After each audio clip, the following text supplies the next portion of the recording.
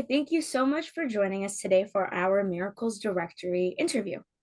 Now, we're going to get started with some personal questions. And the first question we have for you is, could you please tell us who you are and your personal story? So my name is Asr Rollins. I am a cannabis educator. I've been a cannabis educator for the last 14 years now.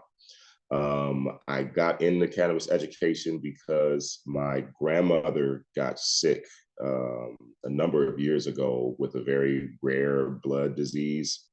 And so cannabis was one of the few options that was non-toxic that was available to her. Without going too much, she didn't take cannabis as an option initially. She went through the regular cancer treatment process, which caused her to lose a lot of weight, to go through a lot of health issues. She ended up breaking her collarbone by trying to move her comforter off her in the morning because she had lost so much weight.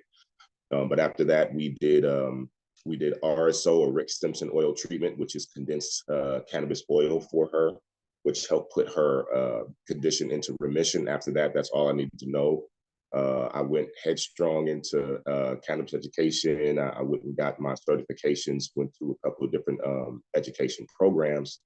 And since then, I've been working in the cannabis industry in almost every position here in Arizona, Phoenix, Arizona, as well as providing cannabis education. So what I do specifically is I help people demystify cannabis as a medicine. So that's pretty much my experience.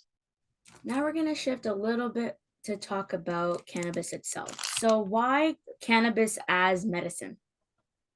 So cannabis as a medicine is actually one of the most effective and safe medicines out there. Reason being is because it's a non-toxic plant in its regular form, meaning that when you're just growing the plant out of the ground, and when it's fresh, it has no toxicity to the body. If you were to ingest it straight off the plant there, not burning it, not doing anything else, it's a non-toxic medicinal process. Cannabis actually carries within it a number of different therapeutic chemical compounds that you find in regular herbs. So when you're talking about herbal medicine in general, we're usually speaking about essential oils and terpenes. Cannabis actually produces these terpenes in a more potent form in many cases. So it actually has a more therapeutic experience on the body, as well as activation of what we come to understand as the endocannabinoid system, which is an internal regulation system in the body that is there before cannabis. So as a medicine, it's very, very efficient. It's very effective. And it's also very safe. Wonderful. Thank you. So, I know you mentioned earlier that your story was your grandmother had this rare blood disease, right? So, I have the next question for you is cannabis safe for the elderly? Yes. So I would actually recommend cannabis for the elderly more than I would recommend any other treatment process besides natural herbs. Being, again, the plant is actually non-toxic. When we're dealing with treating the elderly, one of the biggest issues is the body losing its ability to fight off toxins, microbes, things of that nature. So if I'm giving you a medicine over the counter or pharmaceutical, and you take that medicine as an elderly person, your body is going to obviously react to the chemicals in the medicine, but it's also going to have to fight off those toxins. And that can actually cause more issues. With cannabis, you don't have that particular problem. You also get the sense of euphoria. And as elderly people are dealing with, there's a lot of aches and pains, a lot of things going on in the mental place where they just need to be able to relax and enjoy themselves. And so, as an ideal medicine, I truly believe cannabis is the best for the elderly because, again, it's non-toxic. It's very, very gentle. It's a gentle medicine if you do it properly. A lot of people don't do it properly, which is why I'm here doing the education.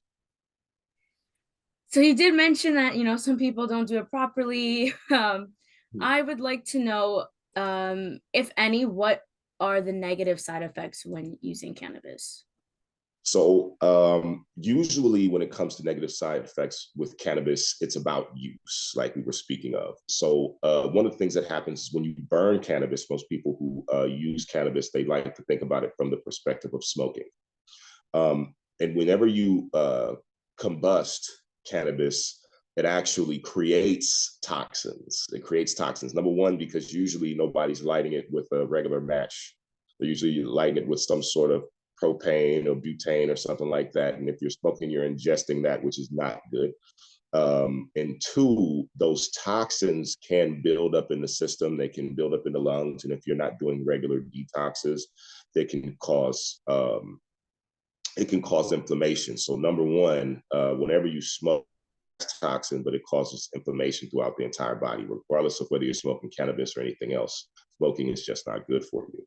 Outside of that, there are some psychological effects, not long lasting, like things that will be permanent for you, but just initially, if you were to take it, sometimes the experience can be a little intense, which can cause people to say that they don't want to use it anymore. But as far as health negatives, the only negative that the plant has to do with whom is taking the actual plant. So for men, I say there is a possible negative, and that's if you take too much of it. If you're constantly using it on a chronic basis, using it 3 and 4 times a day over long periods of time as a male, because the plant itself is female, there are some estrogen stimulators in the plant, and this has been well documented. But most people don't know that the plant cannabis has both male and female species. The one that we use as a medicine primarily is the female plant, which has been designated marijuana or cannabis. Whereas the male plant is usually used for industrial purposes, for its stock or to use in clothes as textiles and things of that nature. And in truth, even the male plant should be ingested, but it's just not as profitable in the industry. So that's really the only negative, if we're talking about it, is having balance. And just like all things, you should have a certain level of balance. You shouldn't use it. You shouldn't have to use the product chronically if you do it properly. I would like to then know, what's the goal of your business then? So my goal, and the reason why I started my business, is because I came out to Arizona to get involved in the legal cannabis industry. I wasn't planning on coming to do cannabis education. I was coming to get involved in the legal cannabis industry, just to be a part of it, to learn as much as I could. But when I got there, what I realized is that the education that I had done to prepare to come to the industry, nobody in the industry had done, not out here. So I was like, okay, well, let me take the specialty, educate myself even more, get more certifications. I'm even in the process of getting more certifications just as a general herbalist, because I think people forget, again, it's a plant like every other plant. So I got certifications. I had the experience of actually working in the industry. And after about 8 years of working in the industry, realizing that I was the only person that had this knowledge, I would go from dispensary to dispensary to dispensary, and none of the bud tenders or the managers, anybody working in the dispensaries, had any knowledge of how the plant affected the body on a medicinal level. And so a friend of mine asked me to do a class for their auntie. And after I did the class for their auntie, I was like, man, this would be a good business model, as well as the fact that I just feel like people don't use it right. Most people decide that they don't want to use the product, number one, because they don't want to smoke. Number two, because they had a bad experience with ingesting it as an edible medicine. Because again, if you don't do it right, it can be a little bit intense. So my intention is to create an environment where the patients have the education necessary to go into a dispensary and get the medicine that they need. Most times when people go into dispensaries, like I said, the bud tenders don't have any understanding of the medicine. So if you come in with cataracts, you come in with MS, you come in with a significant illness, and somebody recommends something to you because they just like smoking it, you could end up with a really bad experience. You can get a stimulant when you need a downer. You can get a downer when you need a stimulant. If you need rest and relaxation and you get something that stimulates you and turns your mind on and then brings your attention to your body, which you may be having pain in, then you may never want to do cannabis again. Not because the product hurts you, but because you used the wrong product. And again, I want to create an environment where people can have non-toxic medicines, where the medicines that we're taking are actually healing us and not creating other conditions. So the education process is to make educated consumers, as well as educated so people can take the product safely. So they're taking it and they're in places where they're okay. Because you can take, just like if you drink too much, you can get drunk, you can't operate a vehicle or anything like that. You can smoke too much cannabis and you can be way too intoxicated to operate operate safely. So that's my goal in the industry, to bring the proper education so people can use it safely, and so they can be educated consumers and get the proper medicine when they go into these dispensaries. That was beautifully said. Thank you. Okay, this brings us to our final question. And that is, what are the greatest challenges you faced with clients, with yourself, with anyone when healing with cannabis? The one of the greatest challenges with healing with cannabis is consistency, discipline, and dosing. So most people don't understand how the product metabolizes in their system. Everybody's body chemistry is different. Since everyone's body chemistry is different, the industry has basic guidelines or basic understandings as to what should be a proper dose per individual. So right now, the industry standard is 10 milligrams. 10 milligrams is a very small amount of cannabis.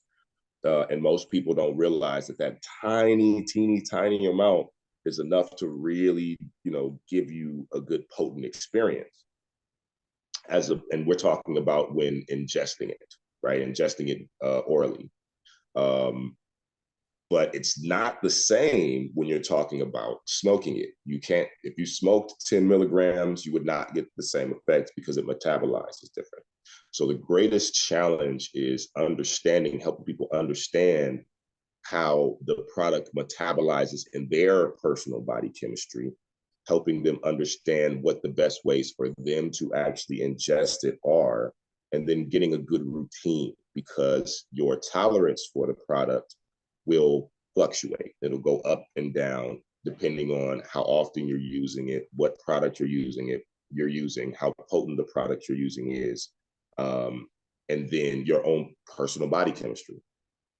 So the greatest challenge is just creating a routine, helping people find a good routine, as well as understanding what to eliminate diets, to make sure that the other products that they're taking, whether they be herbs or they be medicines that are prescribed to them, so that they don't have any contraindicated processes or any negative interactions with other herbs. Not to say that there are any chemicals that are said now to contraindicate negatively with cannabis.